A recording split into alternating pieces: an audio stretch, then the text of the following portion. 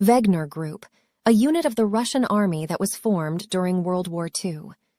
The Wegner Group was made up of Soviet citizens who had emigrated to Germany before the war, but who were then captured by the Soviets during the war and forced to fight for the Red Army. The group was named after its leader, Lieutenant Colonel Lev Mikhailovich Wegner. The Wegner Group was primarily used for reconnaissance and sabotage operations behind German lines. They were trained in German tactics and were highly effective in disrupting enemy operations. However, they suffered heavy casualties and were eventually disbanded in late 1944. It's worth noting that there isn't a great deal of information available about the Wegner Group, as it was a highly secretive unit and little was known about its activities at the time.